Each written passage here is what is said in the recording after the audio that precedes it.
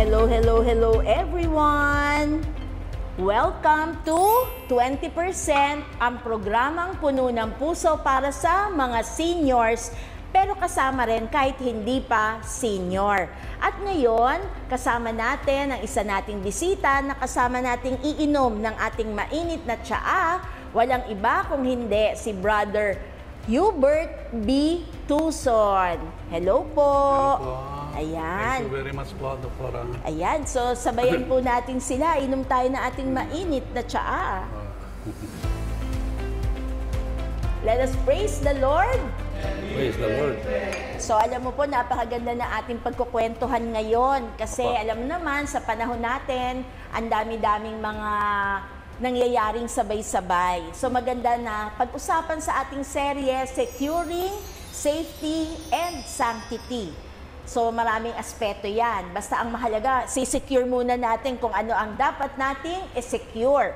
At sisimulan ko na po ating mga ka-seniors. Sabi nga, ito po ay quotation galing sa ating katuruan ng simbahan na CCC number 2028 and CIC 825. Ano ang reminder sa atin? That all the faithful are called to the fullness of the Christian life.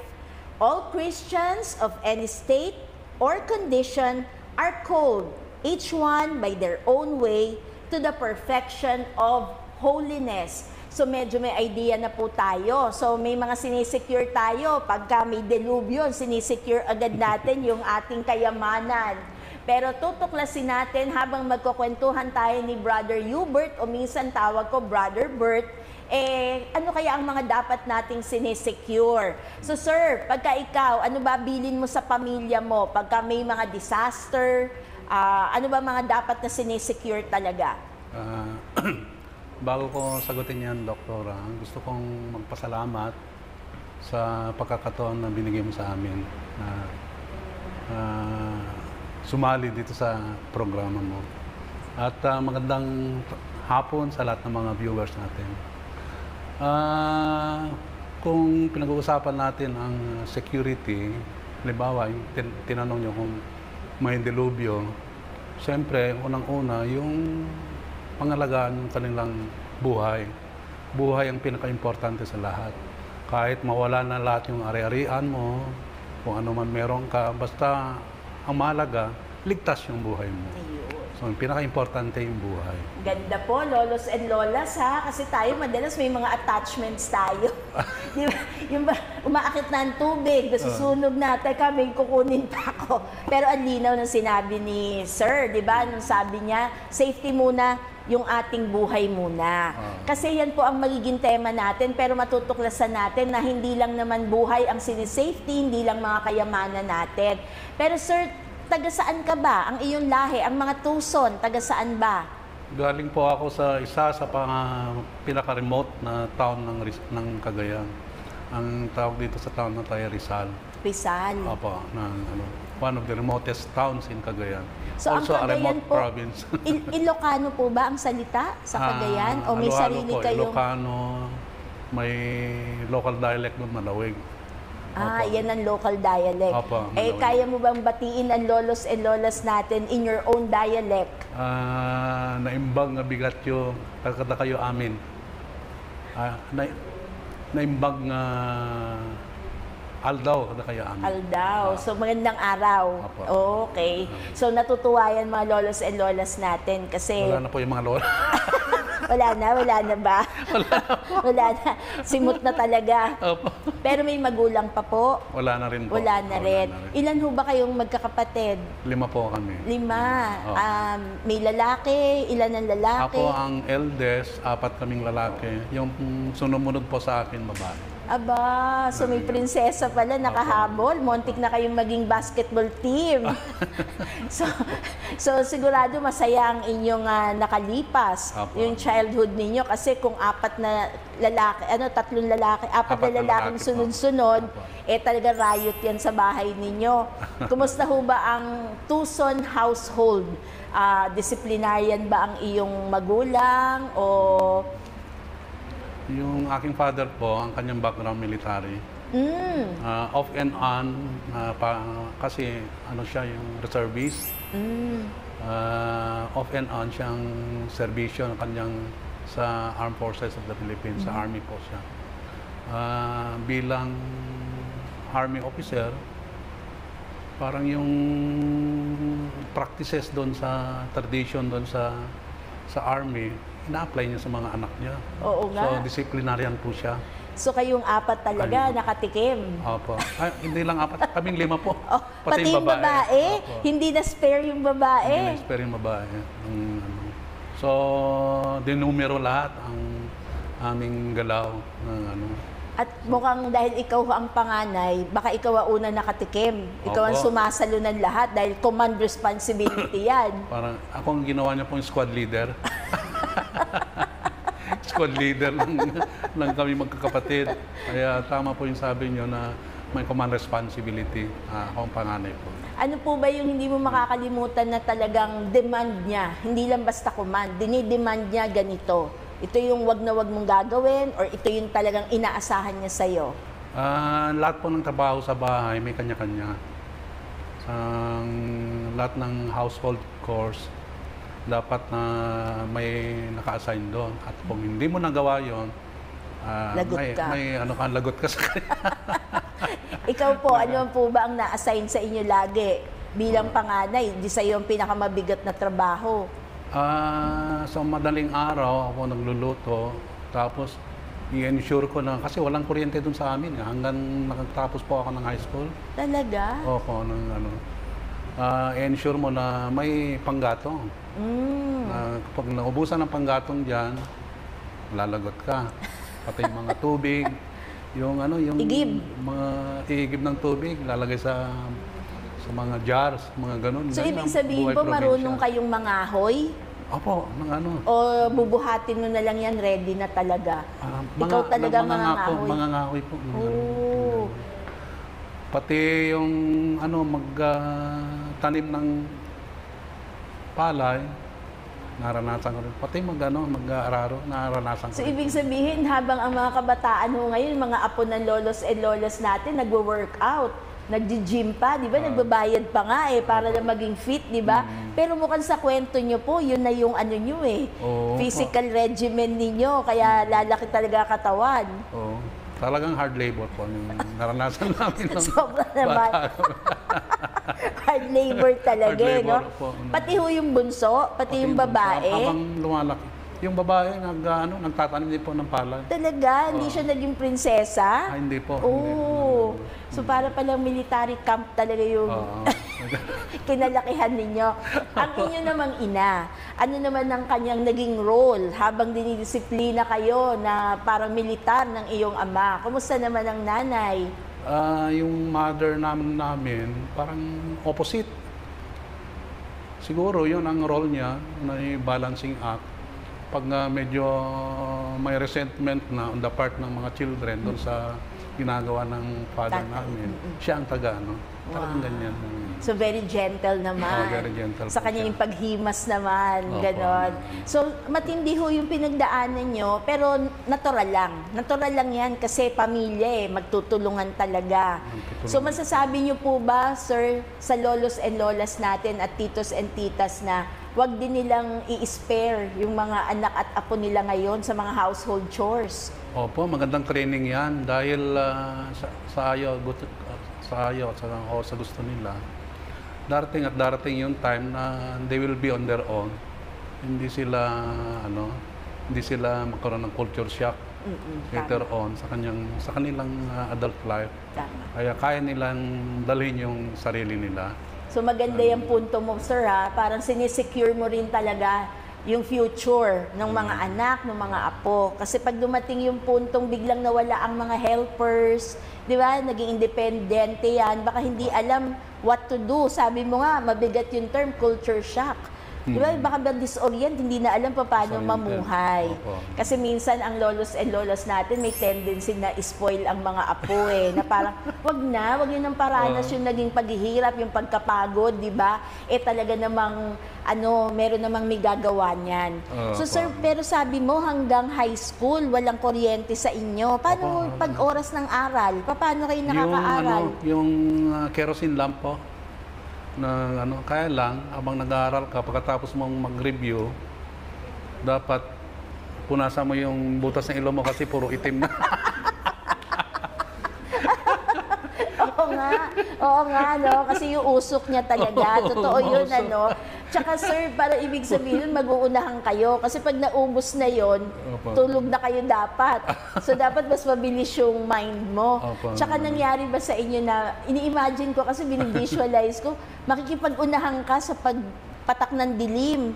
Yung parang dapat nakaaral ka na, nasulat mo na lahat yung project mo, kaysa makipag-agawan ka nga at umitim talaga yung ilong mo. Parang survival din. Oo nga. Nai-imagine ko hanggang high school, mahaba-habang panahon po yun. Pero ba't yun nasabi hanggang high school lang? Kasi nagka-kuryente na o umalis ka na kasi ng lugar na yon? Kasi nag-college na po ako. Nag-college. So hindi ka na doon nag-college? Hindi na po. So lahat kayo, ganun ang kwento ninyo? At saka walang ninyo? college doon.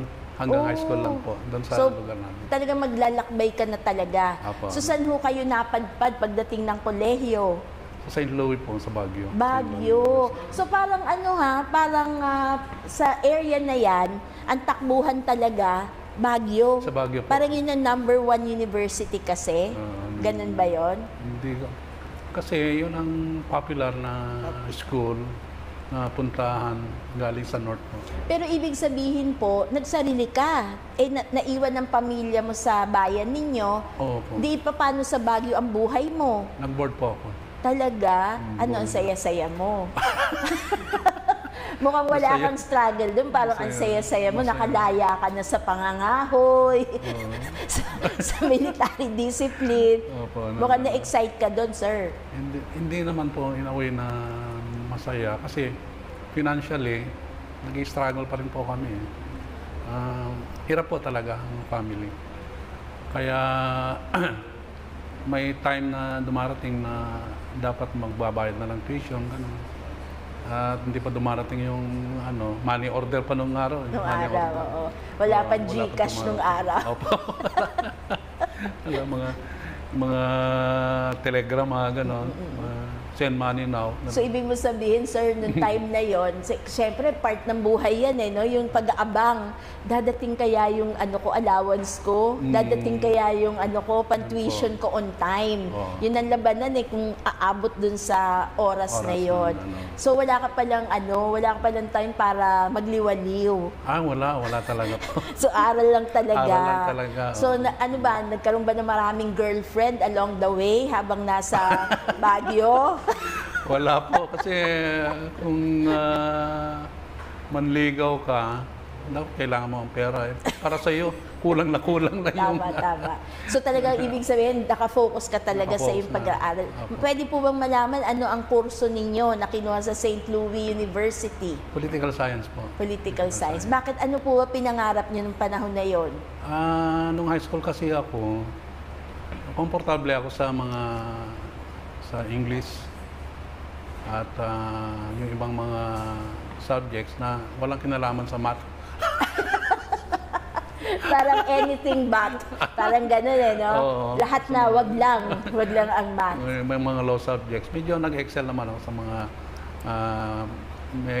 may kinalaman sa law. So nangarap ka po maging lawyer talaga? Nangarap po ako maging lawyer. Sa tingin ko naman, sa sarili ko, kayang-kaya ko maging lawyer. Ganun po. So, nairaos mo yun. Ikaw ang unang graduate sa pamilya. May pressure sa balikat mo kasi kuya Opo, political science. Kaya lang, kung political science graduate ka lang, parang kung hindi mo talaga ituloy sa law, walang nag-aantay na magandang trabaho para sa iyo. So, hindi ka muna nagtrabaho? Yun yung time po na na mayroong nagsabi sa akin tungkol sa Philippine National Police Academy. Mm. Yung tito ko po, sabi niya, Sarento, sabi niya, tingnan mo, baka maswertehan mo to. Na, ano, maka, baka makapakasa ka sa admission test, sabi niya. Kasi, naging interesado na rin ako noon dahil kung aasahan ko lang yung magulang ko na ipadala ako sa law school, wala akong ano. Kasi may mga nag-aaral may pang nag-aaral. kasunod at alam mo na kung ano ang range no, na kakailanganin dahil pinagdaanan mo na. So mas pinili nyo pong pumasok muna dyan sa PNPA. Pero pangarap nyo po ba maging pulis? Kasali ba yun sa equation mo o law lang talaga yung gusto mo? Law lang talaga ang gusto ko. Pero iniisip ko na rin, pag nakapasok ako ng ano, pag nakagraduate ako, pwede kong pagpatuloy naman sa law. Tama. Oo, at naswertehan ko naman, nakapasa ako sa admission test sa PNPA. That was 1985. So nakapasok ako. 1987, nakagraduate po ako. Wow! Let us praise the Lord! So, kayang-kaya mo yun. Kasi kung sa training at training lang, physically, na-ready ka talaga ng iyong tatay di ba? Yun nga po. Yun din ang pinagpapasalamat ko sa papel na ginampanan ng aking father. Although may resentment talaga noon. Kasi napakahirap yung buhay under him. Wala naman ko kasing bata na ma-enjoy yun, di ba? Childhood years namin. Lahat kami magkakapatid po. Pero bandang huli, na-realize nyo, meron palang pagdadalhan ang formation years na yon. Oo. Kung hindi ko siguro naranasan yung hirap ng buhay nung malit kami, yung malit ako, siguro day one pa lang ng training, sa hirap ng training po. Susuko ka na talaga no? Lalo na dun sa part ng obedience, di ba? Yung hindi pwede mag-complain. Kailangan sumunod ka muna, follow orders. So mahirap po ba? Rigid training po ba yan physically? Oo, hindi lang physically, saka mentally, emotionally po. Pero lahat yun kinaya mo. So yung pag-graduate nyo po na 1987, ano na yan?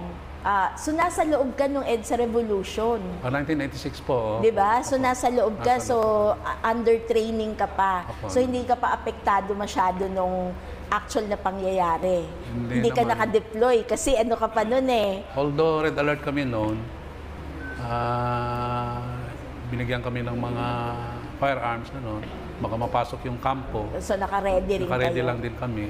Pero we will kami ang last na ma-deploy dahil mga kadete po kami. So anyway, na-surpass mo na po ang lahat ng yon. So ready ka na kung ano na yung first assignment mo. Opo. Pwede bang malaman anong first assignment mo po after your graduation? Na-assign po ako sa home province namin sa Cagayan. Balik bahay ka talaga. Balikbayan. Balikbayan. So tuwan-tuwa yung hometown mo. Opo, na mabalitaan nila na, uy, nagbabalik ang ating anak. Pati yung yung nagbigay sa akin na tito ko ng admission test na form. Sargento pa rin siya ako, tiniente na. Nalagpasan mo na siya. Nalagpasan na. Pero I'm sure proud na proud siya sa'yo. Kasi para lang una yung ma-admit ka, tinanggap ka, winner na yun At natapos mo pa yung training. Siyempre kakaba-kaba yan na baka sa gitna hindi mo matapos. Diba marami pong nagko-quit Ang dami. Siguro mga 20-30% ang umalis. Yung sa batch mo po, yung mismong batch mo? Mga 20% po siguro ang umalis. Ang umalis? Malaki yun, ano? Malaki, So 20% din hindi lang yung program natin, pati yung mga umalis dun sa panahon niya, 20% din. But anyway, yung buong active service mo po ba, saan ka na-assign? From Cagayan, na-assign po ako dun sa police station, tapos na-assign, nag-schooling po ako. Na-assign ako sa PNPA, gano'n. Kasi pagka-graduate ko noon, na-assign ako sa Cagayan, yun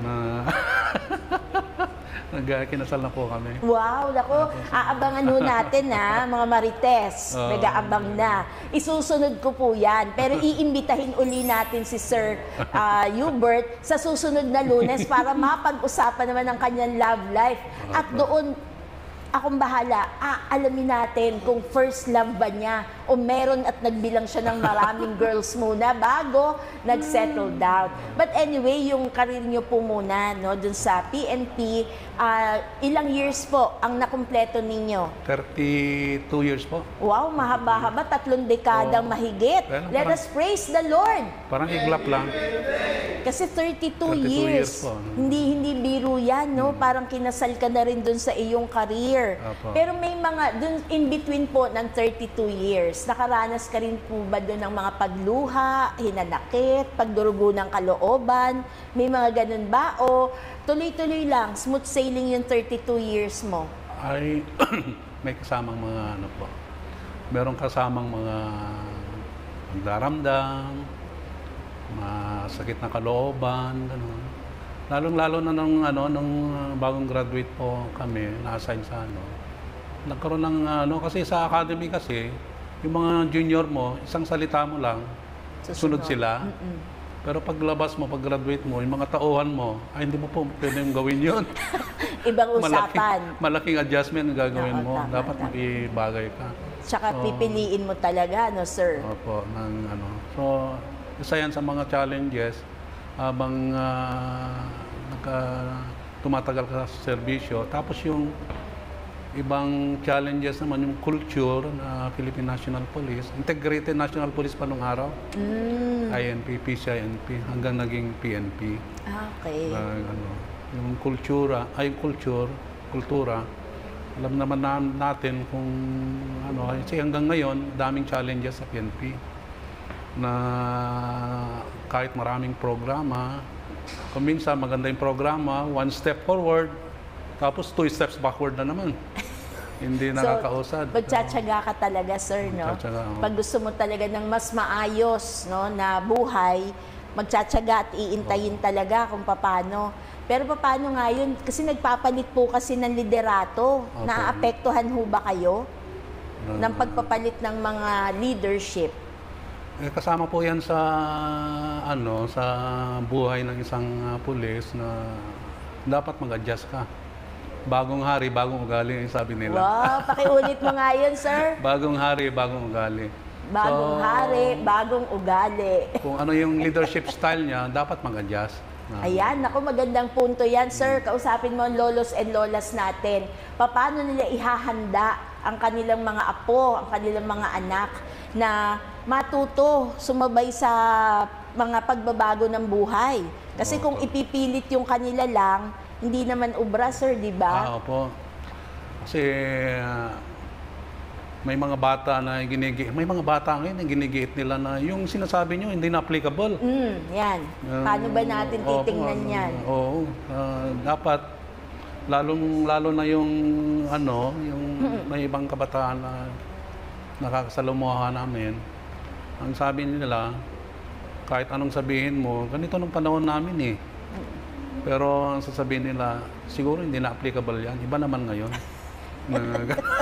Pero sir, naniniwala ako na sa buhay natin, merong mga hindi magbabago. Apo. Tulad ng mga kagandahang asal. Apo, yung mga values. Ating values, ating pananampalataya, hindi nagbabago yan eh, di ba? Forever and ever, amen.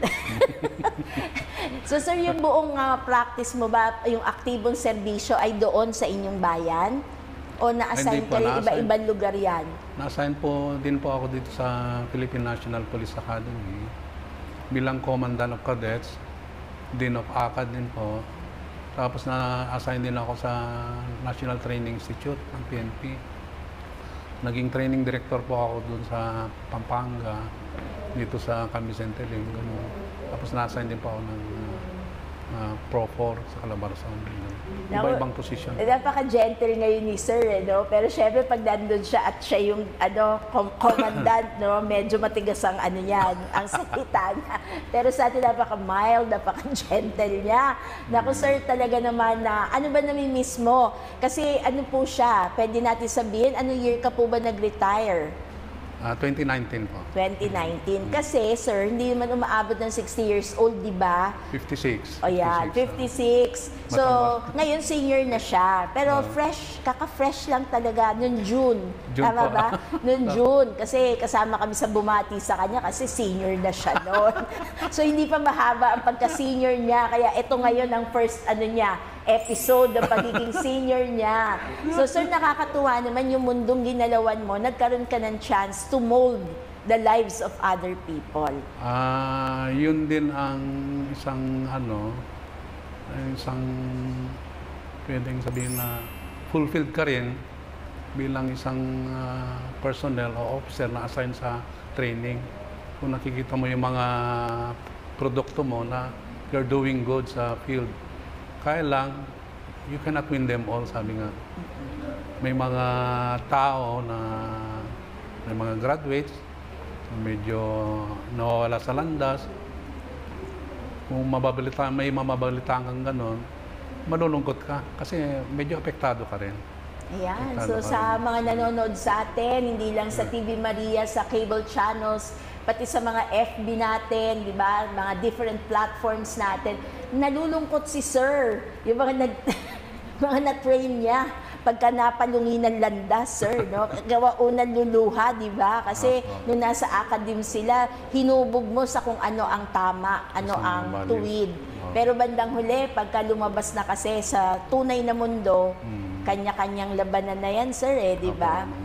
Pero sa tingin niyo po, ano po ang maitutulong ng lolos and lolas natin na mapatatag yung value system ng kanilang mga young generation? Constant reminder sa kanila. At saka naniniwala po ako doon sa on the spot correction na kung may nakita silang mali doon sa bata, kaagad-agad i-correct nila. Dahil kung mag-aantay pa sila ng mga tamang panahon, parang hindi na wala nang epekto 'yon. So on the spot correction, kaagad yung bata, i-correct kaagad. Pulis talaga yung kausap natin, on the spot correction. Para tayo nasa para sa highway, may traffic enforcer on the spot, huhulihin. Pero hindi tama, sir, no? I agree with you.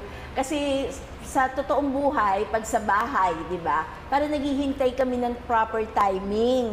Kaya maganda yung point mo, no? It's an eye-opener. Kadalasan sa pamilya, naghihintay ng timing ba? Yung tsetsempo, kung kailan makakausap ng maayos ang mga bata. Kasi mga bata, ang tagal-tagal bago makinig. Di ba yung talagang aabangan mo, sir? Kasi ngayon, pag sinabi mo pangalan, naku, iba yan. Iba yung panahon nyo. Iba yung panahon namin ngayon. Pag binanatan ka na ng ganon, paano mo pa i-correct? Di hinto ka na naman. Atras ka ng konti. Aabang ka na naman. Tatimingan ko to. Pero, dapat pala matatagan loob namin. On the spot. At saka, may kasamang pagmamahal yung gagawin mo.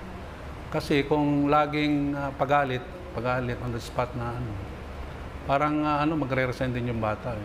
So pakita sa kanya, pag kino-correct mo siya, may kasamang pagmamahal po. Napapaisip tuloy ako. Paano kaya pagka papagalitan ko yung mga batang maliliit na yan, pero may pagmamahal. Honey, babes, come to tita. Hindi, nagbibiro lang ako, pero it's really a tough world. Parang sa mundo natin ngayon, iba yung panahon na kinuwento mo sa amin, yung panahon na nangangahoy ka pa, tumutulong ka sa household chores, di ba? Iba yun At iba na rin talaga yung mundo na ginagalawan natin ngayon. So ngayon nakikita natin, tayo yung naninimbang dun sa mga kino-correct natin. Noong time natin, naabutan niyo po ba yung sa matatanda natin na isang tingin lang sa'yo? Yun alam ang pinag-usapan po namin na diba? makuha ka sa tingin. Di ba? Isang ganun lang, nanginginig ka na. Kasi alam mo na, meron kang, uy, teka muna, may mali sa behavior ko. Ngayon, naluwa na ho, tanggal na yung mata. Tapos pag nagko-correct ka, pati na yung litid mo, di ka pa pinapakinggan. At saka noon pa, pag may bisita sa bahay, at walang bata punta sila sa kwarto ko. Ay, hindi pwede na nakikisabat, sa matatanda. Ay, ngayon hindi, nauuna pa po sila. Tsaka ngayon, pag tinignan mo yung bata, why? Why? Di ba? Sasabihin hayagan why? Why are you looking at me? Why are you staring at me?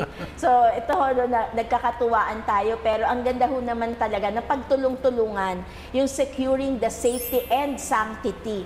Kasi bilang mga magulang, yan ho yung sanctity, yung sagrado ho ang pagiging magulang natin Hindi natin pwede ipagkatiwala sa iba. So, nagkataon ho na ngayon ang bisita natin, hindi lamang siya pa-safety ng ating pamilya, kundi siya rin yung nagsisafety para sa bayan natin. Kasi siya po ay isang retired colonel ng PNP, walang iba kung hindi si Hubert B. Tuson. So sir, pwede ka pa namin maanyayahan muli para, remember mga Marites, tatanungin natin kumusta love life ni sir.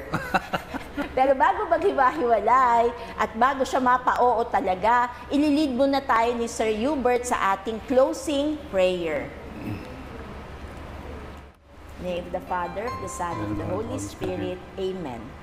O Lord, support us all the day long until the shadows lengthen and the evening comes and the busy world is hushed and the fever of life is over and our work is done.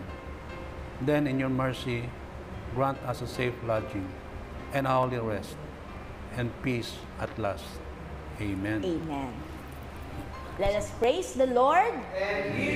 So maraming salamat Sir Hubert at sa pagbabalik natin, alam mo na yung tatanong ko sa'yo, love life na. We'll see you again next Monday. Bye!